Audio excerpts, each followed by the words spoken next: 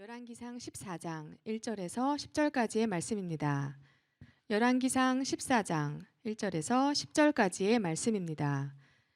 제가 가진 성경책 구약성경 538쪽에 있습니다.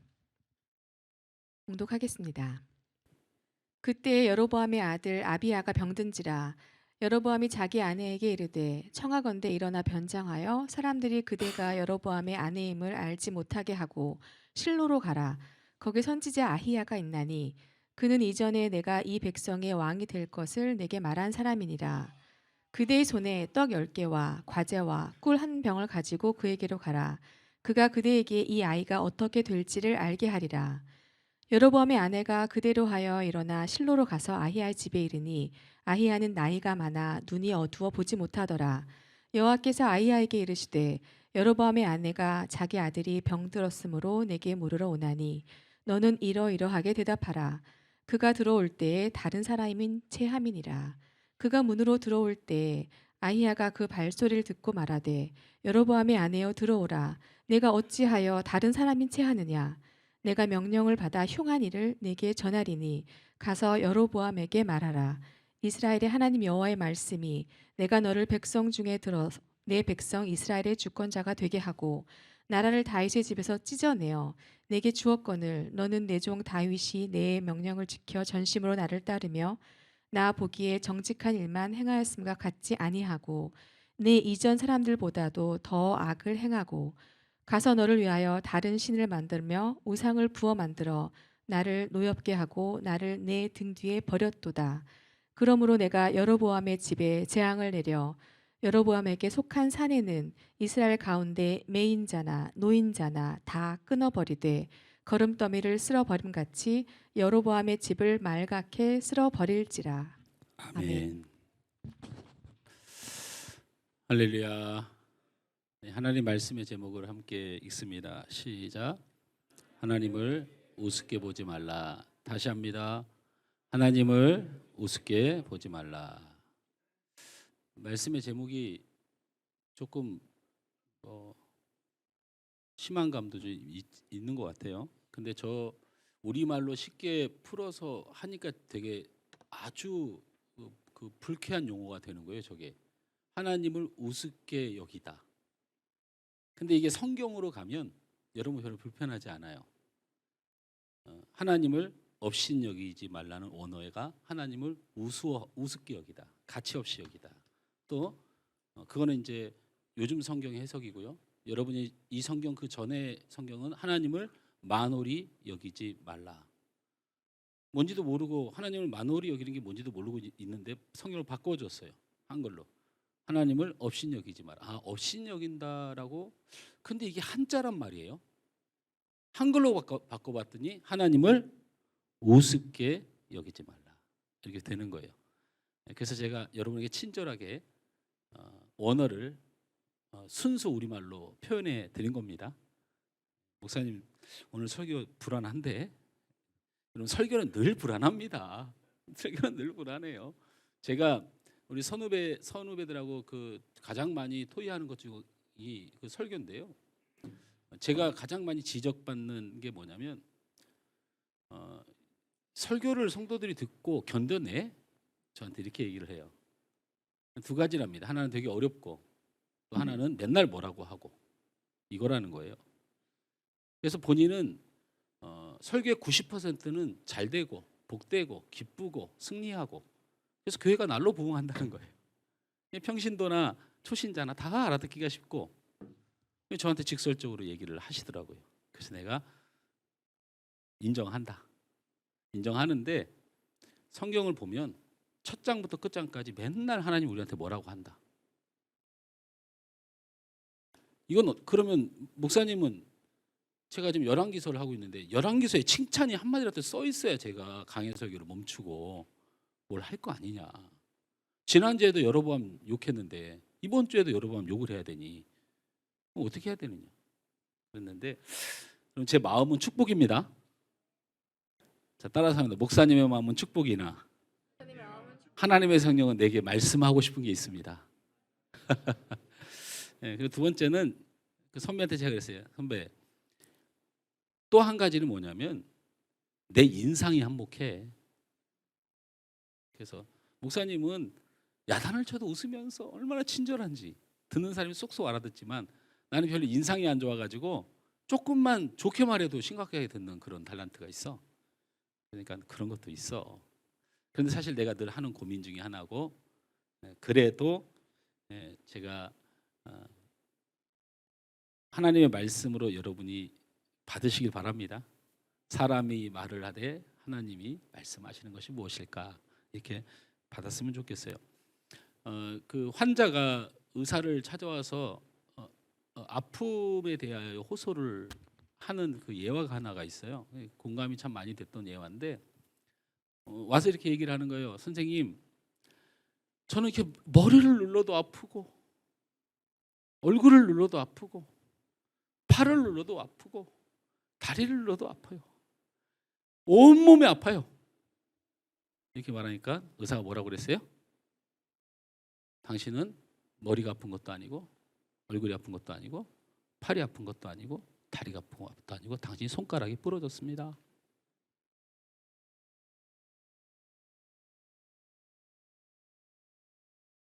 우리 삶이 어디가 문제인지, 내가 그렇게 잘못 살고 있나? 막 헤매고 있어요. 막 죄인인 것 같은데 또 목사님 말 들으니까 예수님의 보혈로 죄인이 아니라고 그래. 근데 맨날 또 거기서 쳇바퀴 돌듯이 또 돌아. 그래서 손가락이 아픈 것 때문에 그렇습니다라고 하는 그 사람의 가장 중요한 본질을 말해주는 것, 우리를 창조하시고 이 땅의 마지막을 하나님의 나라를 이루실 전능하신 하나님께서 우리의 삶에 생사화복의 본질을 둔 부분이 있기 때문에 그것을 하는 것이 말씀인 줄 믿습니다. 제가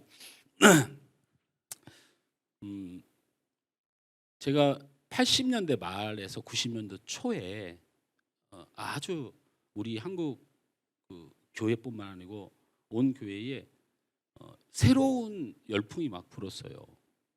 근데 이 열풍이 찬양과 관련된 열풍인데, 우리나라가 찬양의 열풍은 이미 70년대부터 시작이 됐던 거예요. 우리 지금 여기 있는 권사님들, 우리 어르신들 부흥회 할 때 손바닥에 불이 나도록 박수 치셨잖아요.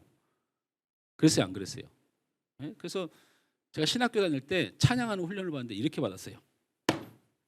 이 훈련 계속 받는 거예요. 여기 굳은 살이 뵐 때까지. 피가 몰려 죽겠어요, 아주. 그냥 예수님 찬양 이렇게 쳐야 된다는 거예요. 얼마나 훈련을 받았든지. 그렇게 우리 어르신들이 찬양의 열풍이 있었지만 80년대 후반에서 90년대 초반에는 또 다른 의미의 열풍이 불었어요. 저희가 그 교회를 다니던 모 교회는 물론 합동축이죠. 근데 교회에서 박수 치는 걸 금하는 교회였던 것 같아요. 근데 박수 치지 마 이렇게 말한 게 아니고 아무도 안 쳐요. 아무도 박수를 안 쳐요. 그리고 예배 시간에 하여튼 눈만 동그랗게 뜨고 가만히 있어야 되는 거예요. 박수를 치려면 언제까지 기다려야 돼요? 우리 권사님들 주일날 11시 예배 때 박수 쳐본 적 없죠? 교회 다닐 때. 언제까지 기다려야 돼요? 저녁 7시까지 기다려야 돼요. 왜? 저녁에는 괜찮아요. 그래서 저녁 예배 때는 박수를 쳤어요. 근데 이상하게 주일 11시 예배 때만 되면 안 되는 거예요.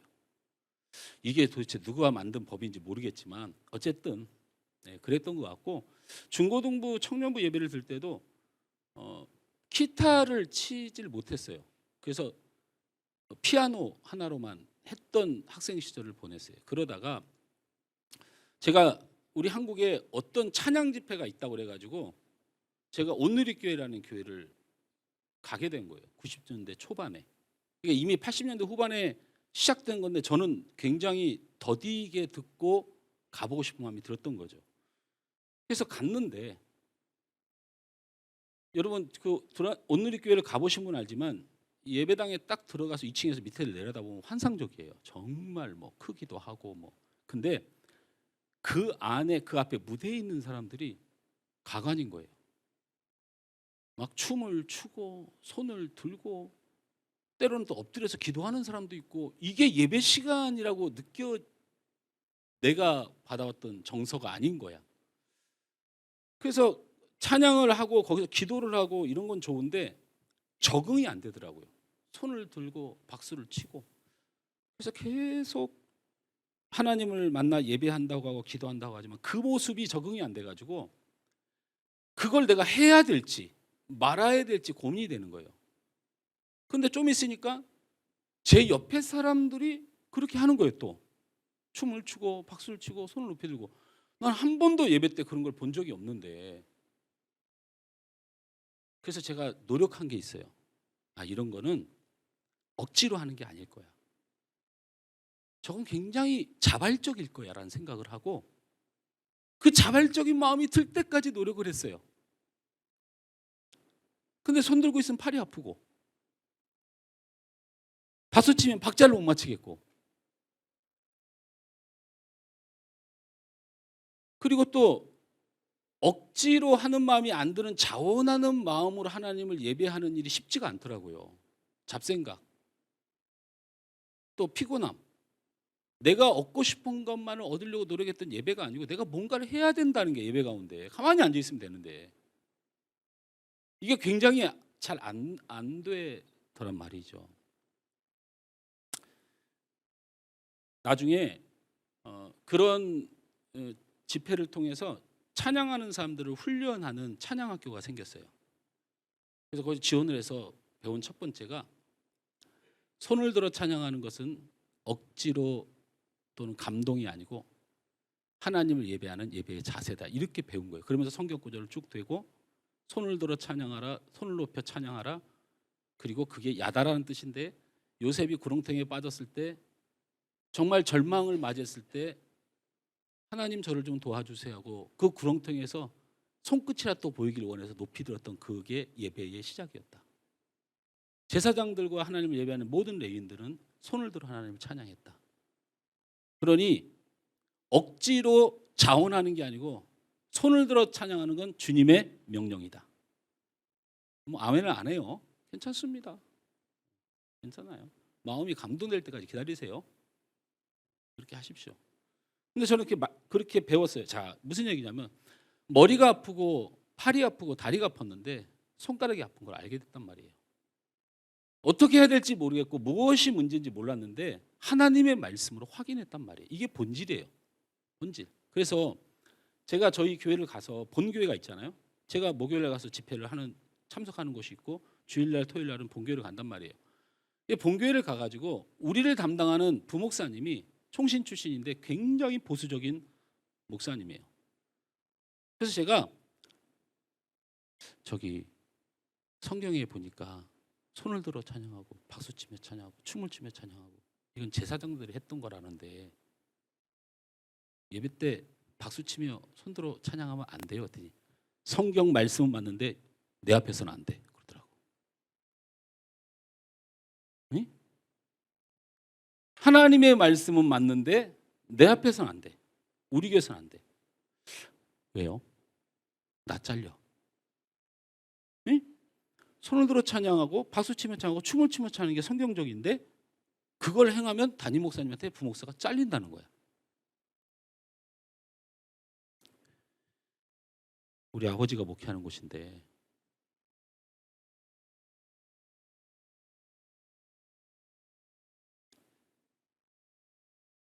본질은 말씀이고요. 그 본질을 깨닫는 것도 시간이 걸린 것도 이해하고 그 본질을 알지만 그대로 그것을 해내는 게 우리가 가진 생각과 정서, 인격, 환경이 영향을 주는 것도 다 인정합니다. 그러나 본질을 틀리다고 하면 안 됩니다.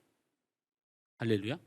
우리가 용납해야 될 것은 하나님의 말씀을 잘 따라가지 못하는 사람을 정죄하지 말고 하나님의 말씀이 계속 역사하시길 위하여 기도하고 그들이 그런 일들을 위하여 낙심하지 않도록 끝까지 보호하는 그것을 교회라고 합니다.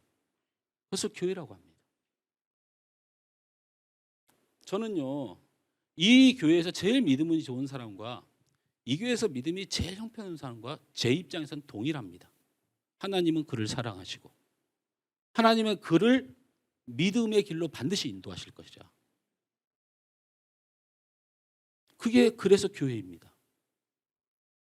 저 사람이 가난하고 저 사람이 부자인데 제 입장에서는 동일합니다.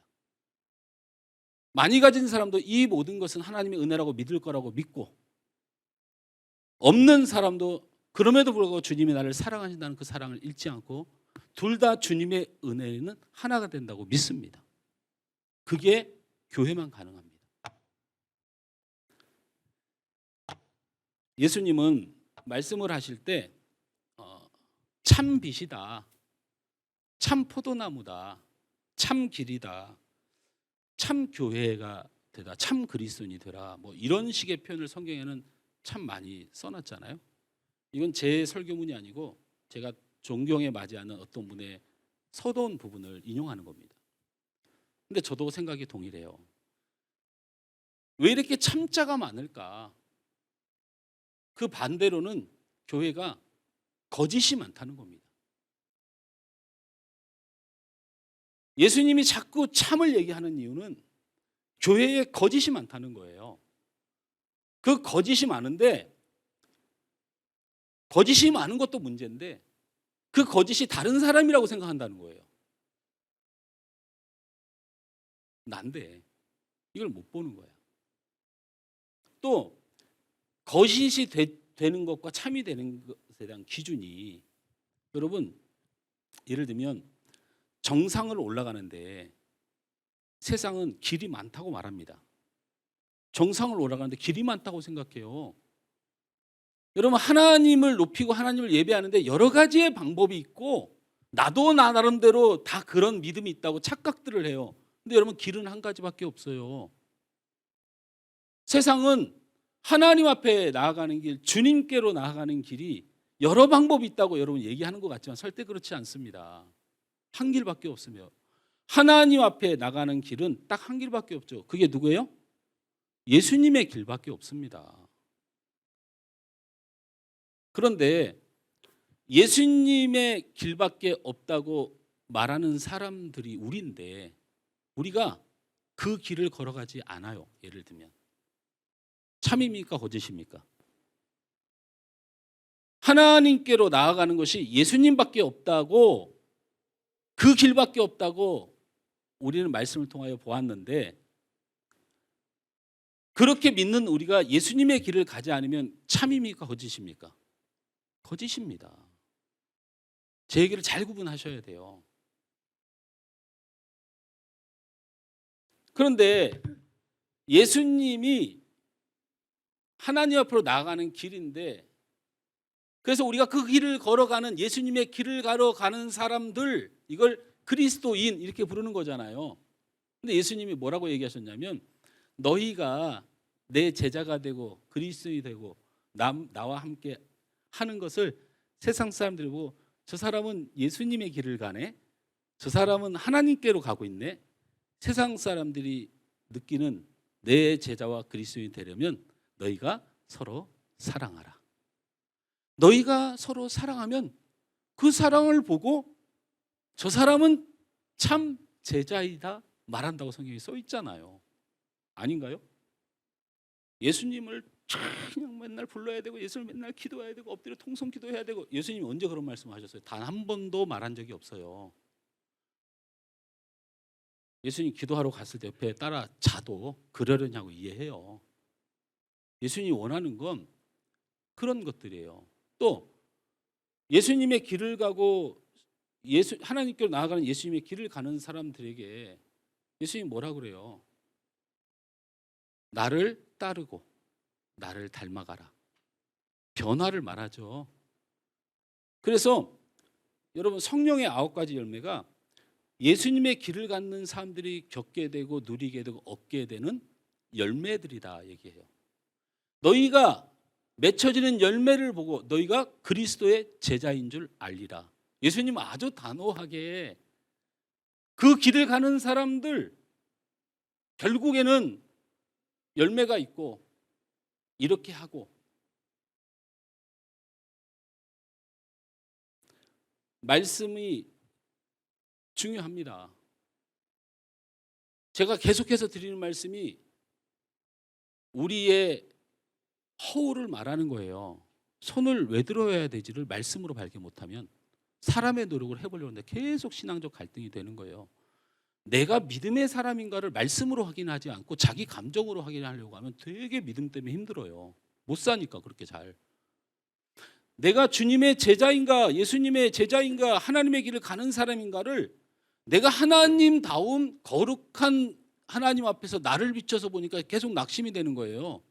예수님은 계속 너를 사랑한다고 하고 너를 정죄하지 않는다 함에도 불구하고 그냥 우리가 노력해야 될 거는 제가 이렇게 말하는 목사가 돼서는 안 돼요. 안 됐지만 통성기도하는 거 더 많이 기도하는 것보다 더 중요한 건 그분의 길을 가는 그분의 길을 걸어간다고 하는 모습을 예수님께서 성경에 정의해 놓은 모습이 내 안에 자꾸 이루어지도록 기도해야 돼요. 내가 사랑해야 되는 건 하나님을 기쁘시게 하는 목표도 있지만 여러분 자꾸 하나님을 기쁘시게 하려고 그렇게 애 안 쓰셔도 돼요. 하나님은 그런 걸로 기뻐하지 않아요.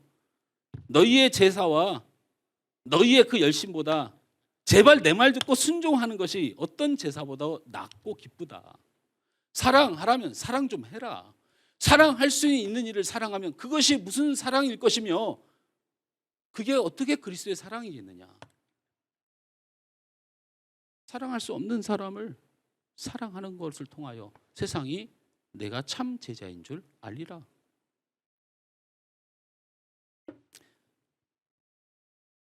항상 말씀을 통하여 뽑아내고 얻어내고 생명처럼 여기면 하나님이 여러분의 삶을 책임지신다니까요. 인도하시는 분이 이리 가면 돼. 그럼 그 책임은 본인이 져야 되는 거예요. 하나님은 여러분의 인생을 책임을 다하시는 분인 줄 믿으시길 바랍니다. 할렐루야. 여로보암이 오늘 본문 이 본문을 먼저 성경의 내용을 그렇게 많이 볼 내용은 없는데 거기에 분명한 메시지가 있어서 순서를 바꿔서 맨 마지막 절을 제가 띄워드리겠습니다. 우리 함께 읽습니다. 10절입니다. 시작. 그러므로 내가 여로보암의 집에 재앙을 내려 여로보암에게 속한 산에는 이스라엘 가운데 매인자나 노인자나 다 끊어버리되 거름더미를 쓸어버림 같이 여로보암의 집을 말갛게 쓸어버릴지라. 여로보암의 집을 하나님께서 완전히 쓸어버리기로 결정했고요. 철저하게 쓸어버리기 위해서 자식들, 사내들, 그때 당시로는 왕권의 문제가 아니고 집안에 인정받으려면 사내들이 있었어야 돼요. 여러분 여자분들 죄송합니다. 저는 여성주의자입니다. 근데 성경이 좀 불편해요 제가. 근데 그래서 이런 과부들은 성 안에 못 사는 시대도 있었습니다. 그래서 성 밖에 버려지는 거예요. 남편이 없으면. 그러니까 결국 하나님께서 이 여로보암을 깨끗이 멸해버리기 결정했거든요. 이 말씀 그냥 이렇게 받으면 됩니다. 아유 하나님이 다 계획한 거잖아요. 르호보암의 가문을 통해서 유다를 통해서 다윗의 가문의 혈통이 흐르고 예수님 나오기로 했으니까 여기는 어차피 망하는 거예요. 여러분 성경은 그렇게 보는 게 아니에요. 하나님의 영역을 내가 침범해서 정해진 거라고 생각하지 말아요. 주시는 말씀 상황에 따라 내게 주시는 말씀으로 받으시면 되는 겁니다. 그런데 여로보암을 이렇게 멸망시키기로 결정하신 거예요. 근데 이게 이렇게 한 것이 우리에게는 말씀하시는 충격인 게 뭐냐면 여러분 잘 알지만 여로보암이 르호보암의 잘못 그리고 솔로몬의 잘못으로 여로보암이 분열된 거예요. 사실 그렇죠? 근데 이 여로보암을 하나님께서 세우셨어요. 하나님의 선지자를 불러다가 그 선지자에게 네가 이제부터 이스라엘의 왕이 될 것이다. 하나님 잘 섬겨라 이렇게 했단 말이에요. 그러니까 하나님은 여로보암을 정죄하지 않고 왕으로 세워 나라를 맡기고 하나님의 뜻을 따르도록 명령한 왕이에요. 그런데 그 왕이 멸망을 하게 됐어요. 바사라고 하는 사람이 반란을 일으켜서 싸그리 다 여로보암의 가문을 다 죽여요. 그리고 그 사람이 왕이 됩니다. 왕권을 가져요. 자, 바사라는 사람의 힘에 의해서 무너진 게 아니고 하나님은 버리기로 작정하신 거죠. 그 이야기를 해보려고, 왜 그러셨을까 이야기를 해보려고 하는데, 오늘 본문의 내용을 제가 그냥 스토리상으로만 얘기를 해드리면, 여로보암의 아들이 아비야예요. 이 아비야가 왕이 돼야 되는데, 왕자인데 이 아비야가 병이 듭니다. 그 병이 들었는데 이 여로보암이 아들이 병이 드니까 이 아들을 고쳐야 되고 치료해야 되게 했어서 아내를 부릅니다. 왕비를 부른 거예요. 아내를 불러서 갑자기 변장을 시킵니다. 꾸며요. 그리고 누구한테 보내냐면 하나님의 선지자 아이야에게 보내요. 그래서 변장을 하고 아이야에게 가려고 문을 열어서 걸어가기 시작하는데, 아이야가 앞을 못 보는 장님이에요. 근데 문소리가 나자마자 뭐라고 하냐면, 여로보암의 아내 왕비야, 너는 왜 네가 아닌 척하고 그렇게 오느냐, 내게 와라, 이렇게 말을 합니다. 그러니까 놀랐겠죠. 그래서 왕비가 그 앞에 갑니다. 그러자 이 아이야라는 선지자가 여러분 오늘 함께 읽은 10절 말씀으로 선포하는 거예요. 너네 여로보암을 비롯한 아들을 비롯한 이 가문은 망할 것이다. 이게 오늘 본문이에요. 이 본문 이게 다예요, 내용이. 그러면 여로보암이 왜 멸망하게 됐을까? 말씀을 찾아야 되는 거죠. 오늘 읽은 본문에서 떠나서도 안 되는 거예요. 왜냐하면 하나님께서 주신 말씀을 이쪽이 좀 맞는 것 같은데 저 갈라디아서 가보니까 이게 좀 좋은 것 같은데 이렇게 갈 수가 없어요. 여러분을 이끌어 주실 하나님을 믿고 나는 그냥 말씀이 강해지든 약하든 평범하든 굉장히 자극적이든 저는 전해야 되는 거죠. 그래서 그것을 살펴보니까 이 말씀이 눈에 들어와요. 우리 2절 말씀을 다 같이 한번 보겠습니다. 1절 말씀을 1절 시작. 1절을 올려주세요. 시작. 그때 여로보암의 아들 아비야가 병든지라. 여기 보면 아들이 병든 거는 쉬운 얘기인데 해석이 안 되는 게 그때라는 단어예요. 이 그때라는 단어를 보강하는 성경 구절이 있어요. 열왕기상 13장 33절 말씀을 다 같이 읽습니다. 시작. 여로보암이 이 일 후에도 그의 악한 길에서 떠나 돌이키지 아니하고 다시 일반 백성을 산당의 제사장으로 삼되 누구든지 자원하면 그 사람을 산당의 제사장으로 삼았으므로. 요 내용은 지난 시간에 얘기했기 때문에 결론은 이거죠. 레위 지파 중에 레위인 중에 제사장을 삼아야 되는데 일반인 중에 제사장을 삼고, 두 번째 제사장은 자기가 원하는 사람을 삼았어요. 근데 그것은 하나님의 말씀을 어긴 것도 되지만 감정이 들어가 있어요. 예루살렘으로 가면 안 되니까 억지로 제사장을 만든 거예요. 근데 찾아봤더니 제사장이 예루살렘을 안 떠나요.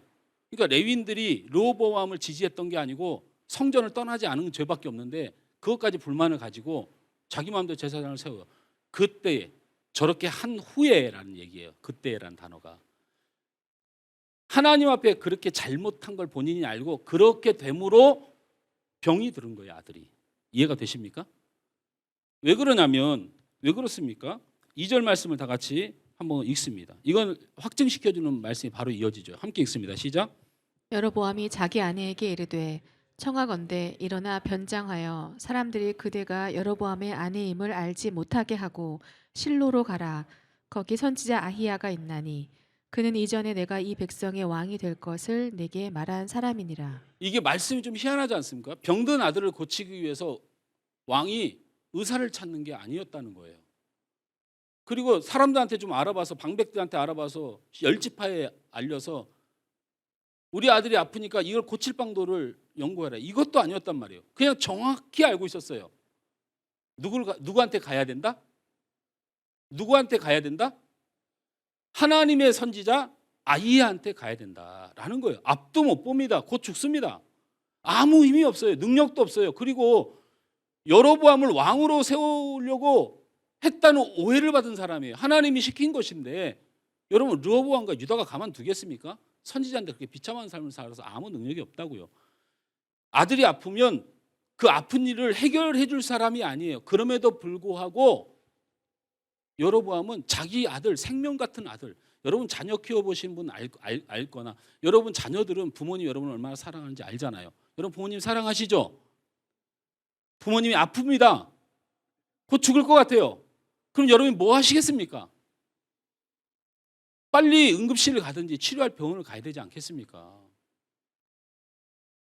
그런데 당연한 부모의 마음입니다.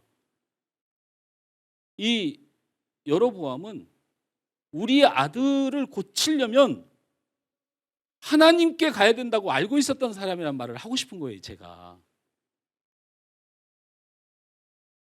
사랑하는 아들을 살리려면 하나님께 가야 되는 줄 알아서 늙어 앞을 보지 못하는 힘없는 아이야를 찾아간 거예요.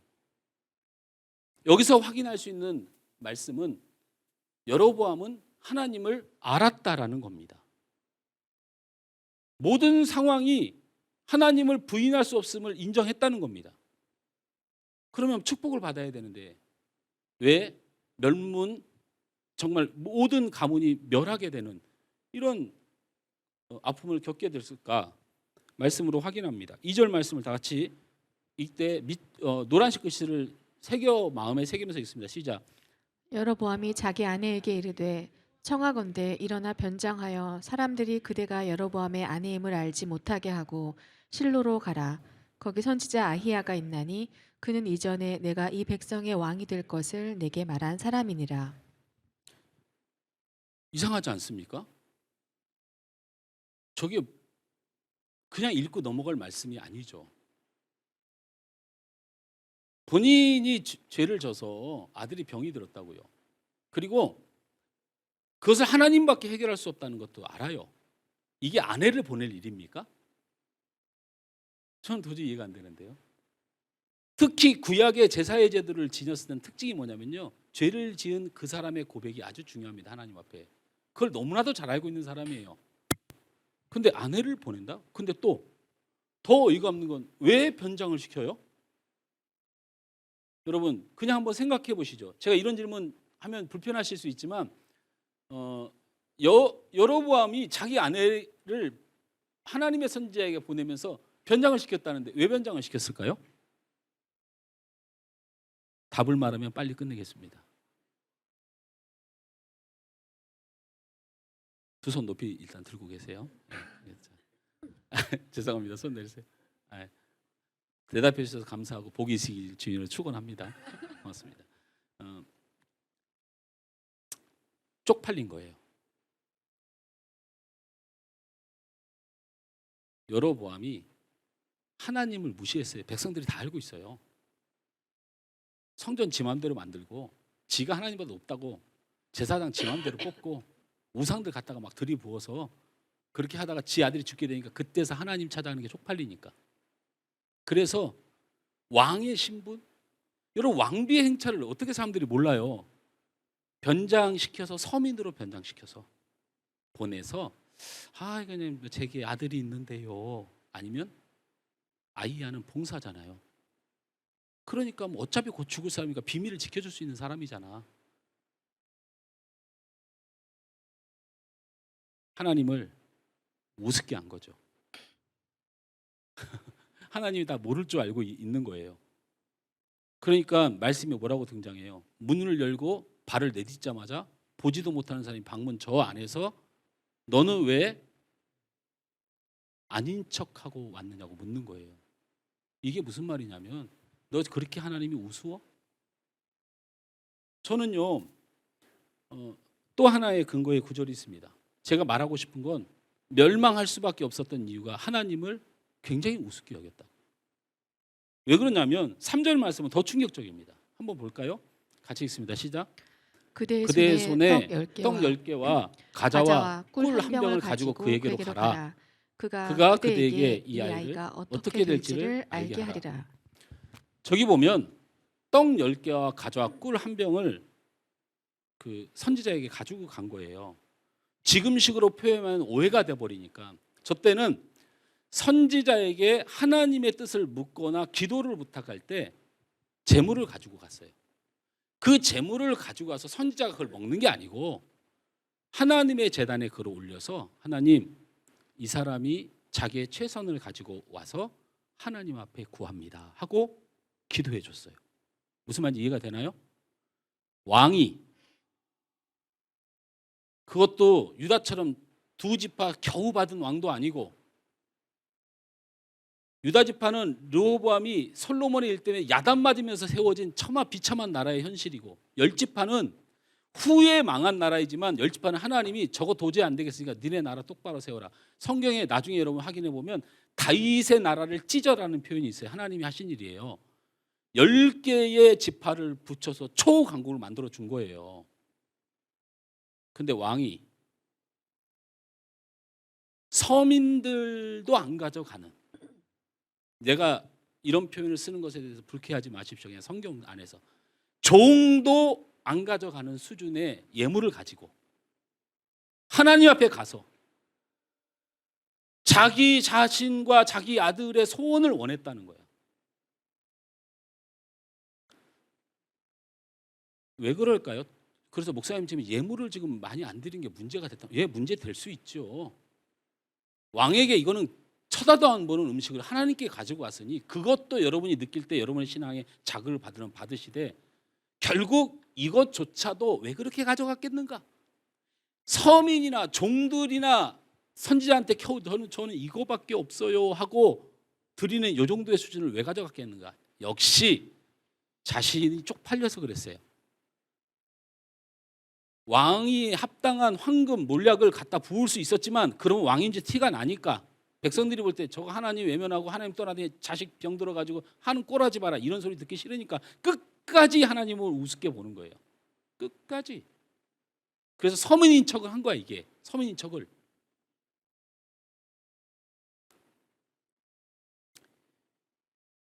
예물이 아까워서가 아니고 자신의 아내가 왕비가 아니고 서민이라는 것으로 위정하기 위해서 하나님이 있긴 있는데, 이 여로보암에게는 하나님은 의미가 없다는 얘기예요. 뭘 어떻게 생각하든 기분 나쁘시든 화가 나시든 관계없다는 거예요. 사실은.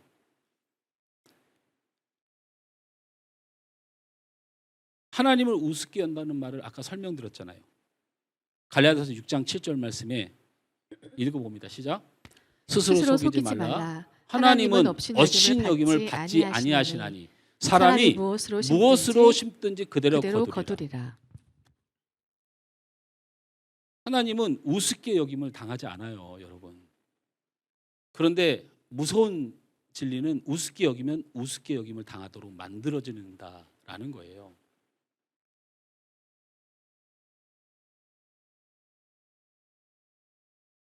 제가 아까 말씀드렸다시피 업신 여기는 것이 옛날 단어로는 하나님을 만홀히 여기다라고 했는데요. 이게 십계명에 기록된 말씀이잖아요. 제3계명에 하나님을 뭐 하지 마라?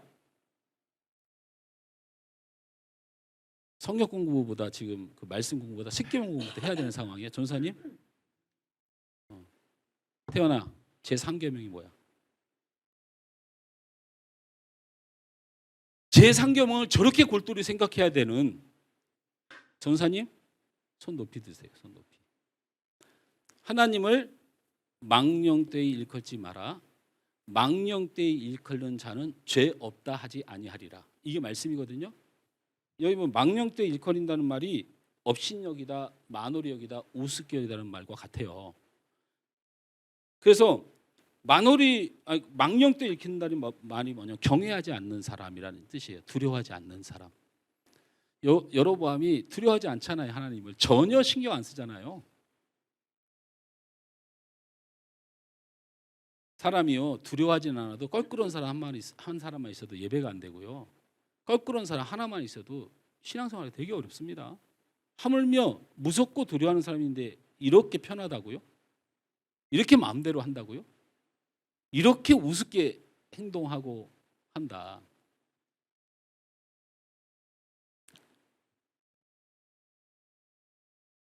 하나님을 우습게 여기는 성도가 안 되길 바랍니다. 그러면 목사님, 하나님을 우습게 안 여기는 게 뭔가요? 성경대로 설명해야 되겠죠. 따라서 합니다. 첫째, 솔직하고 진실하고 겸손하게 나아오라. 부탁드립니다. 여로보암은 우리하고 똑같은 성정을 지녀서 하나님을 우습게 여기고 우리도 하나님을 우습게 여깁니다. 제가 여로보암 정도 수준보다 내가 수준이 높아서 지금 여로보암을 치는 게 아니고요. 제가 하나님을 우습게 여긴다고요. 저는 그럴 수밖에 없는 죄인이고 내가 아마 나를 사랑해 주신 하나님 앞에 천국에 가면 꼭 사과하고 싶은 게 마음은 그렇지 않은데 자꾸 육이 그러네요 라고 말하고 싶을 정도로 저도 하나님을 우습게 여깁니다. 제가 여로보암하고 다른 것이 하나 정도 있다면, 저는 부족하지만 있다면 하나님 앞에 죄송한 거 아는 거죠. 그리고 진실하게 가고 싶어요. 아들이 아프면 진실하게 가야죠. 제가 제사장을 마음대로 세웠습니다. 제가 하나님을 잘 섬기지 못했습니다 라고 가야죠. 하나님은 그것을 굉장히 기뻐하십니다. 왜 여러분이 부족하고 여러분의 마음에 막 쓴뿌리가 있는 것에 대하여, 또 여러분이 부끄러운 것에 대하여 왜 하나님 앞에 숨기세요? 남의 탓 왜 하세요? 여로보암 탓 언제까지 할 거냐고요. 솔로몬 때문에 벌어진 이 상황을 언제까지 얘기할 거냐고요. 안다니까 하나님이 다.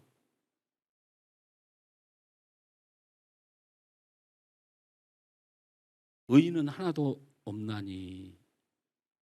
우리 하나님이 아시는 우리 인생입니다.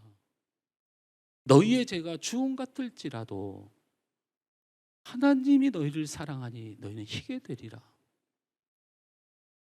너희의 허물이 진홍 같을지라도 양털같이 희게 되리라. 이게 신약입니까? 아닙니다. 이사야 선지자를 불러서 내 사랑하는 백성의 내가 정한 원칙은 그들의 죄가 주홍 같을지라도 그걸 희게 되리라. 주홍같이 더럽고 추하고 악한 내 마음을 가지고 솔직하게 나가면 되는 겁니다. 여로보암이 그걸 못해서 망한 거예요. 망한 겁니다. 여러분, 두 번째 따라합니다. 둘째, 믿음으로 나아가라. 하나님을 믿는 믿음이 없으니까 그렇게 못 간 거예요, 사실은. 이런 모든 엉켜버린 문제가 이것을 풀 수 있고 이것을 해결해 줄 수 있는 분이 하나님이라는 생각을 못하고 하나님을 찾는 듯 하나 아이야를 찾았던 이게 문제예요. 여러분 잘 생각해 보세요. 여러분 하늘소망학교에 오는 이유가 김성원 목사 때문입니까? 목회 못하겠다. 목회를 하기가 힘드네요. 제 성정으로는. 뭐 실수로라도 몇 명이라도, 특히 뭐 장로님, 최 장로님, 양 장로님, 여러분이라도 그냥 목사님 기분이라도 좋으라고 목사님 때문에 옵니다 이렇게 해주면 제가 잠깐 기분 좋다. 아이 그거 아닙니다. 제가 또 겸손할 수가 있잖아요. 근데 아무도 대답을 안 하면 제가 좀 화가 나지 않습니까? 이걸 참아낼 사람이 누가 있냐고. 얼굴 소름이 막 지금 몸에 소름이 돋았어요. 아니 나 그렇게는 못 하겠어요. 내가 목회를 그렇게는 빌면서는 못 하겠고 우리 목사님 때문이다 소리 들 때까지 제가 더 겸손하게 잘하겠습니다. 잘하겠는데 아이야가 자기의 왕이 되는데 지대한 영향을 준 사람이에요. 여로보암은 하나님의 능력과 전능하심을 안 믿었던 겁니다. 르호보암과 솔로몬이 잘못해서 나를 따라하는 사람이 생겼고 아이야가 선지자의 대장이었기 때문에 나를 높여준 사람이니까 그 사람을 의지하게 됐던 거예요. 여러분 그렇게 사는 거 아닙니다. 믿음만 바라보세요. 이거는 좋은 영향을 끼치는 사람 안에서도 주님만 바라보셔야 되고 자기를 힘들게 하고 아프게 하는 사람 앞에서도 여전히 믿음으로 살아야 돼요. 하나님만 바라봐야 됩니다. 이해가 되세요? 여러분 문제를 두려워하지 마세요. 그리스도에 살아가는 삶의 문제는 반드시 하나님을 만나고 하나님을 경험하고 하나님의 기적을 맛보는 일로 결론됩니다. 홍해라는 문제를 만나서 갈라지는 기적을 체험하게 됐고 배고픔의 문제로 만나를 경험하게 됐고 목마름의 문제로 바위를 쳐서 샘물이 솟아나는 역사가 성경의 역사고 예수님의 역사입니다. 혼인잔치에 포도주가 떨어져서 아수라장이 된 세상 가운데 기적을 체험하고 더 좋은 포도주를 얻게 되는 것이 하나님의 백성들의 원칙입니다. 그것은 믿음의 원칙입니다. 예수님이 죽으셨지만 그 예수님의 죽으심으로 우리가 영생을 얻는 원칙이 문제와 고난과 아픔과 갈등과 죄악됨은 우리를 망하게 하려고 하나님 주시는 것이 아니고 우리를 살리고 하나님의 은혜를 받고 더 복받으라고 주시는 겁니다. 할렐루야. 그래서 독일 신학자 폴 틸리라는 사람이 이런 말을 했어요. 하나님께서 가끔 우리를 깊은 물속에서 속으로 이끄실 때가 있습니다. 그러나 그것은 우리를 물에 빠뜨리기 위함이 아니라 우리를 깨끗게 하기 위함입니다. 물로 데리고 가니까 지레 무서운 거야. 물을 만나니까 두려운 거야. 근데 하나님은 씻겨주려고 데려가는 건데, 여러분 문제를 만나면 하나님이 여러분을 잡고 가다가 생기는 일인 거예요. 믿음으로 하나님을 바라보시길 주의로 축원합니다. 여로보암은 영원히 하나님께도 세상에도 지어진 이름이 되었습니다. 제가 여로보암을 어떻게든, 이 솔로몬이 하도 악해가지고 생긴 일이니까 어떻게든 보호를 해주려고 해도 그렇게 못합니다. 우리 하늘소망학교 성도들에게 저를 포함하여 여러분이 가져야 될 신앙의 핵심은 이거지 않습니까? 잘하라는 것이 아닙니다. 100% 온전하라는 것이 아닙니다. 이건 불가능합니다. 제가 목회를 할 수 있으면 이렇게 해야 됩니다. 여러분이 더 저보다 훌륭하고 제가 많이 부족한 사람입니다. 이건 진심이고, 제가 여러분한테 언제 잘하라고 했어요? 언제 하나님처럼 살라고 했어요? 저는 그런 말 못하는 목사입니다. 단 한 가지 부탁을 드렸잖아요. 그래도 하나님 눈치 좀 보고 사세요. 미안한 줄 알고도 사시고요. 하나님 앞에 기도가 안 되면 가슴을 치면서 답답함도 좀 느끼세요. 찬성하지 못하고 딴 생각이 들 때 하나님 죄송해요 라는 정도의 예의는 가지고 살으란 얘기예요. 제가 그걸 계속 말하는 거예요. 나는 그것을 다른 말로 믿음이라고 생각합니다. 하나님이 계시다는 걸 믿는 것, 그가 상 주시는 분인 것을 믿는 것, 그런 하나님이 여러분 안에 성령을 통하여 근심과 고민과 아픔 가운데 여러분에게 소망이 되시는 이 시간 되시길 주님 축원합니다. 우리 찬양하며 기도했으면 좋겠습니다.